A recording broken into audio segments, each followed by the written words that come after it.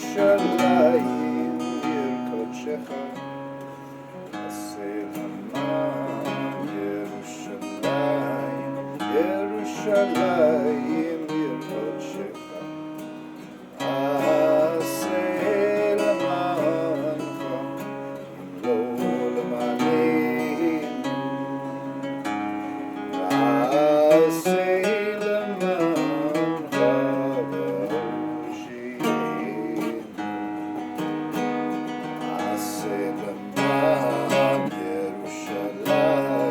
Yerushalayim ir kodshecha aseh leman Yerushalayim Yerushalayim ir kodshecha la la la la la la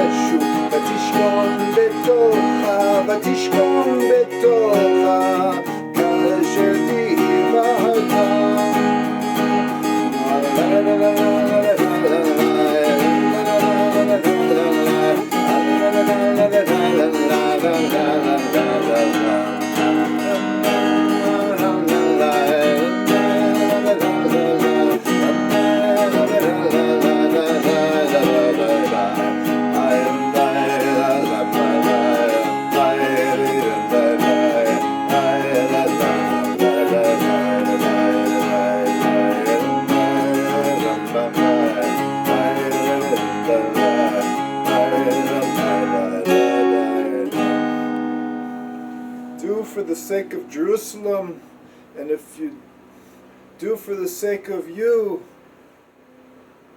and save us. Do for the sake, don't do for our sake. Please God, do for the sake of Jerusalem, not for our sake. Do for your sake, and save us. What does he need us for? He doesn't need us. It's for his sake. Maybe it's like we have time and time again in the Bible. We have Moses saying, what? The people of the world are going to say, you took them out of Egypt to kill them in the desert? Yeah, and you have to keep your promise. But a chutzpah, a human being to tell God what to do? No, God wants Moses to say that. He wants us to say that. So, it boggles the mind, really. It does. So, it's about us, a joint effort. It's not just God. We have to take responsibility in the world to make Jerusalem the best and holiest and most wonderful and peaceful and most beautiful place in the world. And when we take ourselves out of the equation and say, it's not about us. Okay, we have no merit whatsoever. We're doing this wrong and that wrong. Shabbos isn't so careful. We're not so careful about even kosher, and we don't go to shul, and we don't help little old ladies across the street so much. We're very concerned with our own money, our own honor. So what merit do we have? Where is it tzaddik who's doing everything? One or two Yidden in Jerusalem are doing everything, but nobody. Lo yomar zacheni libi. Mi yomar zacheni libi. Mi yomar zacheni libi. Who can say their heart's pure? I think it's time for a coffee and to read a little bit of Rabbi Steinsaltz. Whatever, so In these 9 days that we're in, remembering Jerusalem, we're remembering the past in order to build the future. Those who don't remember the past are condemned to repeat it. Those who don't learn from the past are condemned to repeat it, as said time and time again. But you can bring the horse to the water, but you can't make him drink. So, and how do we build Jerusalem? If you're in, you actually, Rabbi Yehuda Levi said you actually build Jerusalem. The stones, you build buildings and roads. That's called rebuilding Jerusalem. Yehuda Halevi, 1,000 years ago, came from Spain, the first great Zionist in the modern era, if you call 1,000 years ago modern. So, enough blathering about. You came here to hear not my words, but Rabbi Steinsaltz's words. So whatever, just make your world better. And if you're outside Israel, you're not in Jerusalem, you can't take part here, just do what you can. Support Israeli endeavors. Give money to Israel, give to worthy causes, and just be a good person as a good example as a Jew. Okay, enough moralizing. Now we're going to read a little bit.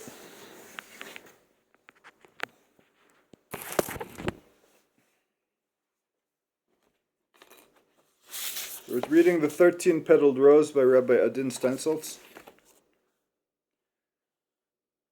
Just as the union of, we're going back a little bit to review what we said last time. Just as the union of body and soul gives life to the body, so does it wrap the soul in material substance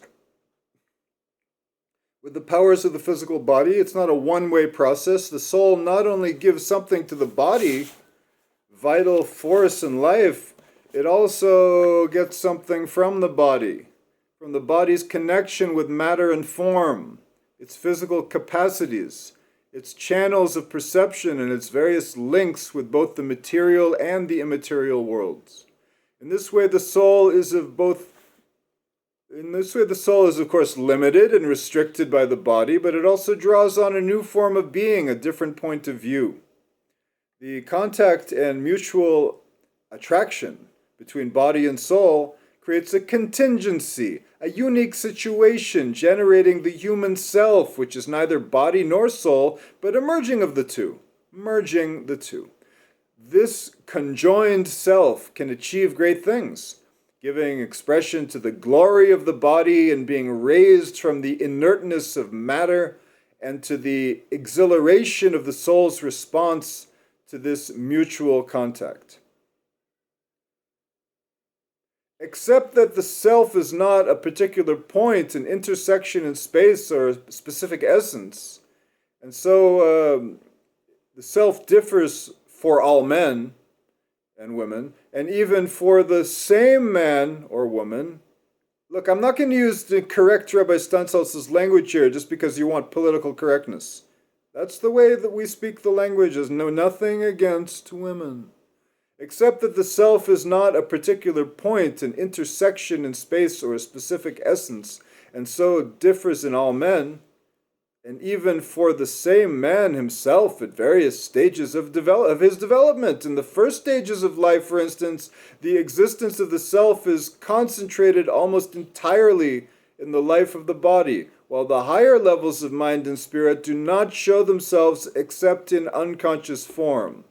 With growth, with the development of the physical body and spiritual powers, a person becomes increasingly aware of the higher essence of the soul in accordance with his capacities. A person may realize his spiritual potential as a man and go beyond, if he makes the effort, to the realm of the divine in him.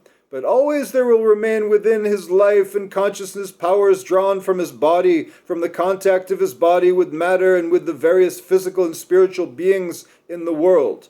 Part of these are in the self as forms of consciousness, and part are not conscious. For the unconscious essences of being persist also in the higher aspects of the soul. The progress towards perfection therefore depends on one's capacity to raise the self to the level of an identification with a higher mind beyond that of contact between matter and spirit. It is an ascent of higher consciousness, which proceeds from the realms of the spirit to the soul, and in extremely rare cases to the still higher level of chaya, which corresponds to the level of revelation in prophecy, which chaya is a level of soul that corresponds to the level of revelation in prophecy, which when the self receives power and plenitude directly and consciously from the world of emanation, the world of Atzilut, the world of nearness, which I always say is a world of complete oneness. And this is very rare, but it happens somewhere in your town or your country. There is a tzaddik who does everything. As an example, it can actually show that it's possible to do the whole Torah. Not only that, but to rise up to the level of the chaya. And bless you to find that person and not give up, because it's good. We need a hero. It's okay to have a hero.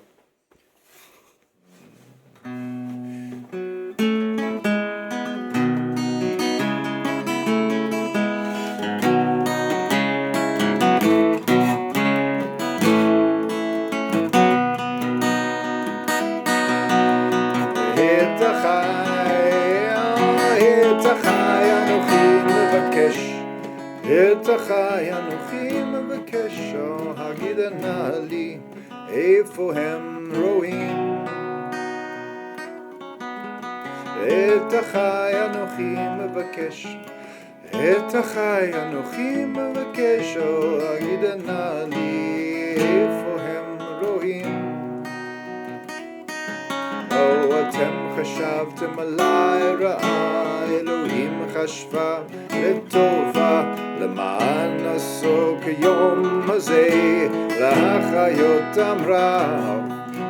אתם חשבתם עליי רע, אלוהים חשבה לטובה, למען עשו כיום הזה, להחיות אמרה.